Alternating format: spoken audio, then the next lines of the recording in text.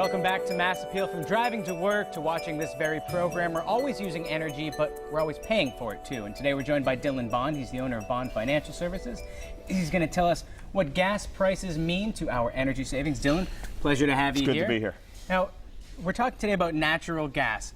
And the prices of that, they're always up and down. But what does it mean to us when we discuss natural gas? Well, yeah, what you're starting to see a lot in the news, Seth, is that the United States, a little over 10 years ago, really was expected not to have a lot of natural resources that could sustain a long period of time. Now, with all the technologies that have been developed in extracting oil and natural gas from the earth, we are now expected to be one of the largest producers of natural gas and also oil coming up throughout the next 20 years. Well, it's funny because people get so nervous about having this non-renewable resource, but we found so much of it recently that actually we're kind of climbing up the ranks as a country. Yeah, I mean, over the past 10, 15 years, natural gas prices alone have dropped about 80%, and that's because of the supply that we've been extracting from our own country. And really, what it means to us as citizens and consumers is that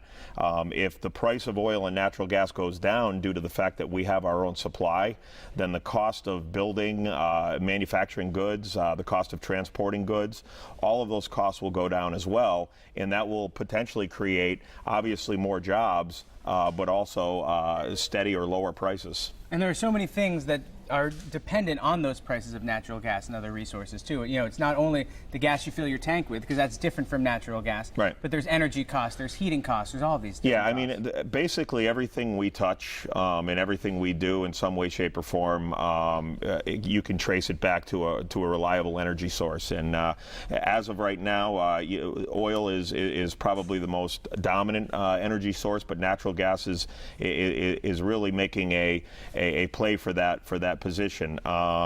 If you look at some of the statistics that the International Energy Agency has put out, by 2015 we're expected to overtake Russia as the largest producer of natural gas. By 2017 we're expected to overtake Saudi Arabia as the largest producer of oil. And I think that's the most tremendous fact, because when we hear about oil, it's all Middle Eastern oil, it's all locked in these certain countries. Yeah. But we're going to beat them. We can potentially have the most. And it's interesting though, because there's this conversation going around is oftentimes we send our oil out to other countries and we import oil, we export oil. Why don't we just keep it all here? Well, that's probably one of the biggest debates out there right now. There's a lot of people out there that think that if we have our oil here in the country, then why should we sell it outside of the country, and why should we buy oil from outside of the country? Because it's creating a higher cost for that product. I believe personally that if we have our own oil, then we should be dependent upon our oil and keep the jobs here in America, as well as keep the prices lower. And these numbers suggest too, by 2035, it's only about 20 years away or so, we'll attain full energy independence as a country, which is pretty tremendous. It's awesome. I mean, there's so much opportunity out there, not only, for economic growth. And again, a lot of times what you'll find is what the masses of people are thinking is usually the exact opposite of what's going on. It's true, like the stock market. Exactly. And right now, everybody thinks the economy is horrible, that things aren't great out there. And usually that's the time when things are most opportunistic to find opportunities out there to invest in, as well as to create a plan for the next 15, 20 years. So Dylan, if people out there, if they don't want to believe all the hype, what they can do is they can stop by one of your seminars and they can really learn the 7 fundamental ways to not outlive your retirement income, because that's what you talk about at your seminars. And tell us about them and where we can find them. Yeah, I focus predominantly on people 50 and older. What I'm trying to help them do is transition into retirement, understand that they're no longer 20 years old and have 30, 40 years to go, and start to create sensible, conservative income plans. When you do retire, the first thing you got to replace is a paycheck, and then you also have to have money to do the things that you want to do when you want to do them.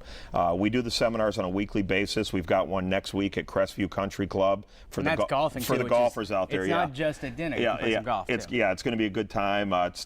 Call George at the office is the best thing to do, and then we have some dinner seminars coming up over the next couple of weeks at Leone's Restaurant in Springfield. And that's not bad. You get a pretty tasty meal and you learn something too. Absolutely.